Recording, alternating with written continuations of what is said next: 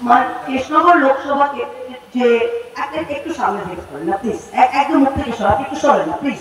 আপনি কি প্রেস, আপনি প্লিজ মুখ থেকে একটু সরেন, এটা লোকে সরল প্লিজ, প্লিজ একটু সাইড দেন। খুব বা ওয়ার্ডের মিটিং করি যেখানে আমাদের কর্মী, আমাদের সমর্থক, আমাদের টাকা খরচ করে ওই পুরো দেয়ালটা ঘিরে দিয়েছি। এখন কৃষ্ণনগর গভর্নমেন্ট কলেজের যে মাঠটা আছে ওটা একদম সেফটি সিকিউর হয়ে গিয়েছে, ছাত্রছাত্রীরা ভালোভাবে পড়াশোনা করতে পারে, কলেজটাও সিকিউর। 2 নম্বর যেটা বড় কাজ করেছি সেটা হচ্ছে আপনাদের শক্তিনগর হসপিটালে যদি আমাদের স্ট্রেচারে করে বা হুইল চেয়ারে করে পেশেন্ট নিয়ে যেতে হতো, সিঁড়ির ওপর নিয়ে যেতে হতো, কারণ লিফট অনেক সময় ফিট করা যায় না। আমি ওই র্যাম্পটা তৈরি করেছিলাম, আপনারা দেখেছেন নিশ্চয়ই একটা র্যাম্প হয়েছে পেশেন্টকে তোলার জন্য, সেটা প্রায় 30 লক্ষ টাকা খরচ করে আমরা একটা র্যাম্প তৈরি করেছি। করে অপেক্ষা করছেন যে আউটডোরের যেটা ওয়েটিং এরিয়া, সেই ওয়েটিং এরিয়া ঠিক করার জন্য আমি প্রায় 40 লক্ষ টাকা দিয়েছি।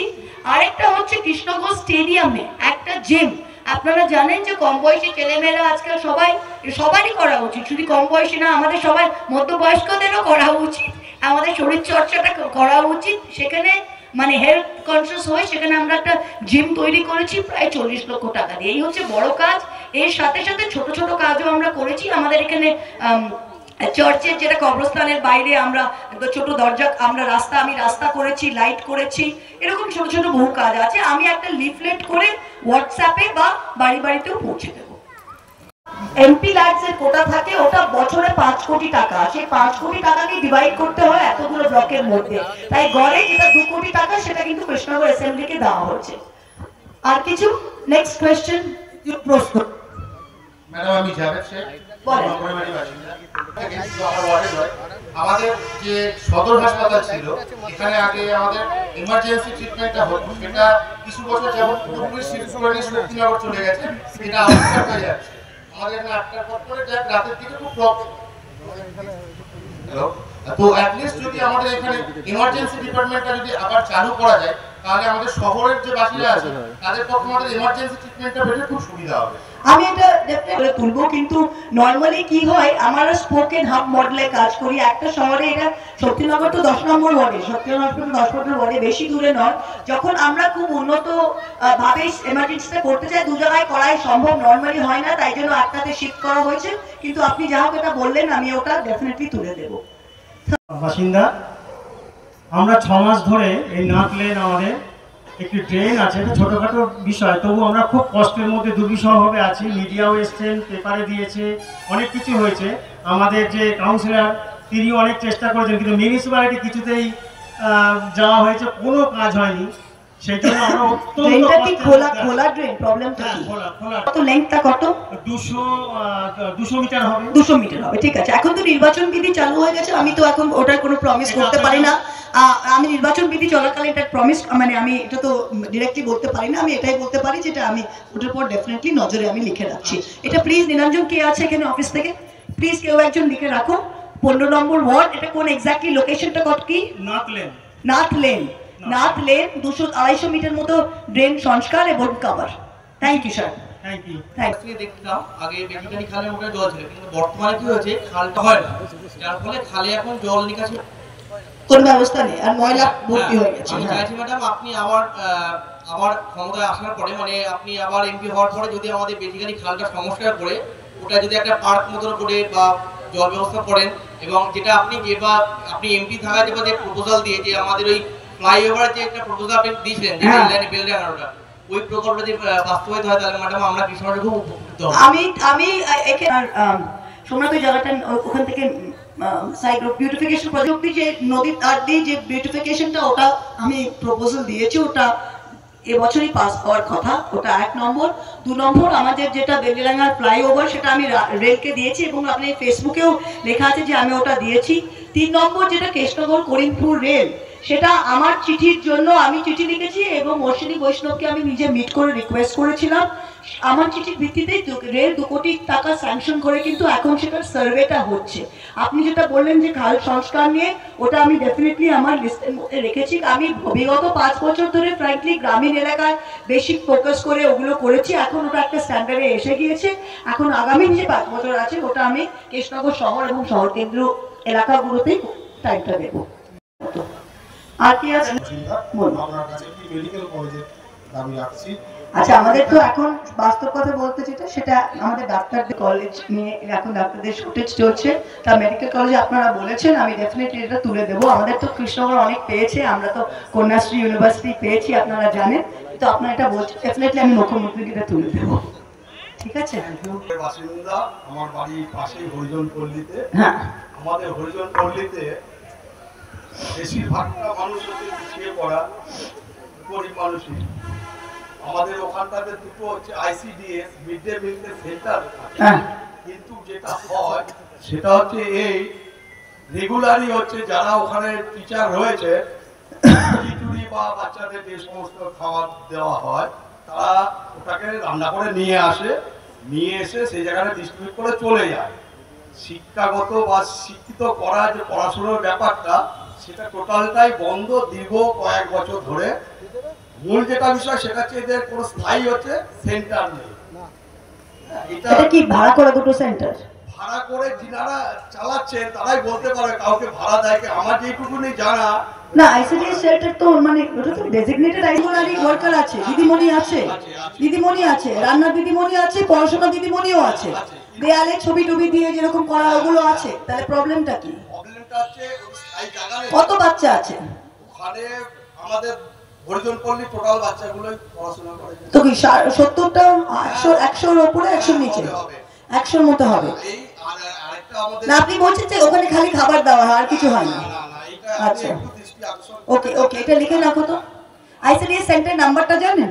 হরিজন পল্লী 15 নম্বর ওয়ার্ডে। ওকে, ঠিক আছে। 14 দুটো নিয়ে একটা আইসিডিএস সেন্টার। ওকে, ঠিক আছে। বাহ, ভেরি গুড। কোথায় পড়ছো? আচ্ছা আচ্ছা, ভেরি গুড। সো আমার একটা মানে আর্জি আছে যে ফর দ্য স্টুডেন্টস অনেক স্পোর্টস ফ্যাসিলিটিস হয়, রিক্রিয়েশনাল ফ্যাসিলিটিস হয়। আমাদের Krishnanagar sports facilities R enough. But as a humanities student and a person who is involved in art and singing and Right. things, so we don't have any facilities for that. Like for the artists who want to exhibit their paintings, Yeah. there are few fairs where they can exhibit their paintings, but there is no permanent setup. Right. So as a citizen, as a Right. responsible citizen, because I will be a voter set from after April. Right. So I think that there should be a facilities for that, because I agree, a permanent. I agree. because there is no cultural events. Whichever cultural events are happening, there are some এখানে organizations. কোনো মুক্ত মঞ্চ বা কিছু নেই এরকম ভাবে। এটা নীলাব্রজ খুব ভালো লাগলো। আমি যখন 2016 সালে করিমপুরে ভোটে দাঁড়িয়েছিলাম, তখন করিমপুরে আমি এরকম একটা মিটিং করেছিলাম, আর পাবলিক থেকে একটু শুনতে দে, পাবলিক থেকে একটা আওয়াজ এসেছিল যে করিমপুর নাট্য জগতে কিন্তু করিমপুর খুব বিখ্যাত। তা মানুষ আমাকে বলেছে, দিদি আমরা একটা মুক্ত মঞ্চ চাই, যেখানে আমাদের যদি আমরা বাউলের প্রোগ্রাম করি, গৌরভাঙা আছে, আমাদের বাঁশ বেঁধে প্রোগ্রাম করতে হয়, আমাদের কোনো হল নেই, যদি কিছু একটা এক্সিবিট করতে হয় আমাদের হল নেই। তো আমি সেই করিমপুরের এমএলএ থাকাকালীন আমি একটা মুক্ত মঞ্চ, লালন মঞ্চ করেছিলাম, তার সাথে একটা সদ্ভাব বন্ধ করা হয়েছিল, যেখানে এখন পেন্টিং এর এক্সিবিশনের জন্য দেওয়া হয়, যেটা লালন মঞ্চে জানো ভগিরা থেকে সব ব্যান্ড আসে, আমরা আড়াতে ওটো করি। কিন্তু কৃষ্ণনগরে সত্যি কথা বলতে রবীন্দ্র ভবন আছে, কিন্তু সেটা ছাড়া আমাদের তো ওরকম কোনো মুক্ত মঞ্চ নেই, বা ওরকম কোনো যেখানে আর্ট ডিসপ্লে করা হয়। সবাই ঘূর্ণিতে আসে, ঠিক আছে, ঘূর্ণির আর্টটা খুব ফেমাস, কিন্তু আর আমি দেখলাম এখানে একটা বই ক্যাফে, অনেকে অন্ত্রপ্রেনাররা ছোট ছোট ক্যাফে করছে যেখানে ডিসপ্লে হয়, যে একটা বইয়ের ক্যাফে দেখলাম আমি। কিন্তু তাছাড়া এটা খুব ভালো point. Krishnanagar, I am very proud of Krishnanagar, and আমরা করিমপুরের মতো জায়গায় এটা করতে পেরেছি, যে কৃষ্ণনগরে থাকবে না। That is also very true. This is a very good proposal. আমরা আর্ট অ্যান্ড কালচারের জন্য আমরা সবসময় যে বাঁশ বেঁধেই আমাদের করতে হবে প্রোগ্রাম, একটা পার্মানেন্ট মুক্ত মঞ্চ থাকুক বা একটা এক্সিবিশন হল থাকুক, this is a very very important. I will definitely আগামী 5 বছরে এটা list of top things to do. এটা খুব ভালো সাজেশন। এরকম সাজেশন থেকেই করিমপুরের ওইটা হয়েছিল, সেটা আজকে কোন জায়গায় চলে গিয়েছে। 15 নম্বরের বাসিন্দা, কিন্তু আমি শুধু আমার 15 নম্বর ওয়ার্ড নিয়ে বলবো না, আমি পুরো কৃষ্ণনগর নিয়ে একটা কথা বলতে চাই। অবশ্যই বলুন। আমি হচ্ছে মানুষের পাশাপাশি আমি প্রচন্ড পরিমাণে ডগ লাভার। তা আমাদের এখানে যে সরকারি হাসপাতালটি আছে, তা সেখানে আমরা ঠিক মতো ভাবে পরিষেবা আমরা কেউ পাই না। আমরা আমার মধ্যে কেউ কিন্তু যারা আছে, তারা এরকম ডগদের কিছু হলে, মানে সামান্যতম কিছু হলে আমরা সঙ্গে সঙ্গে হাসপাতালে নিয়ে যাই, এবং সেটা সম্পূর্ণভাবে নিজেদের পারিশ্রমিকের পয়সা দিয়ে। আমরা হাসপাতাল থেকে একটা জ্বরের ওষুধ আমরা ফ্রিতে পাই না। আমাদের কি বেড আছে হাসপাতালে? আচ্ছা, কোনো পরিকল্পনা নেই। আমি সরকারি হাসপাতালে আমি গতবার ওকে, আমিও আপনার কোনো অপারেশনের কোনো ব্যবস্থা নেই, সার্জারি নেই, না কোনো সার্জারি সার্জন নেই, বেড সার্জন নেই। না, আমাদেরকে টোটো ভাড়া করে আমাদেরকে নবদ্বীপে নিয়ে যেতে হবে। ওকে, দিস ইজ খুব ইম্পর্টেন্ট পয়েন্ট, খুব ইম্পর্টেন্ট পয়েন্ট আর খুব ইম্পর্টেন্ট সাজেশন, খুব ইম্পর্টেন্ট। এটা আমার অনুরোধ যদি না না, এটা আমার একদম 100% ইয়ে রইল, রাইট দিস। ধন্যবাদ। এগুলো যদি চাকরিস ফোনে বলো, আমি সেদিন যে ঘোড়াকে মেরে চলে গিয়েছিল বা যে কুকুর যে তোলা, আমি তো বরাবর এগুলো নিয়ে করি। সেটা মানে মানুষের কি, কে জানোয়ার কে মানুষ সেটাই আমি ভুলে যাই মাঝে মাঝে, জানো, যখন দেখি এটা সত্যি খারাপ লাগে। না, এটা দেশের আইনটাই এরকম, কিন্তু আমাদের লোকালি প্রেশার ক্রিয়েট করতে হবে। যদি কেউ জানে আমরা কেউ কোনো পশুকে মানে ইচ্ছাকৃতভাবে কেউ পিটিয়েছে বা কেউ ব্যথা দিয়েছে, তাহলে কিন্তু আর কিছু নেই। আপনারা সবাই চুপচাপ আছেন, বলেন কিছু বলা নেই, তাহলে পর্যটক যায় 1 নম্বর ওয়ার্ডে। দিদি একবার একটু অনুরোধ করুন, যদি আপনার কথা থেকে যদি হাত তোলে। কেউ আছে, কেউ বলুন না, লজ্জা কি আছে আপনার, বলুন না। আপনারা তো নিজেদের মধ্যে ডিসকাস করেন, চায়ের দোকানে ডিসকাস করেন, বাড়িতে 4 জন বসলে এই গবেষণা করেন, সবকিছুতে তো আমরা জানি। আমরা সবাই রাজনৈতিক ও সুবুদ্ধি সম্পন্ন মানুষ, কৃষ্ণনগরের মানুষ, আর সোশ্যালিও আপনারা খুব কনসিয়াস। তা কিছু বলা থাকলে প্লিজ বলুন। আরেকটা প্রশ্ন, হ্যাঁ, লাস্ট প্রশ্ন।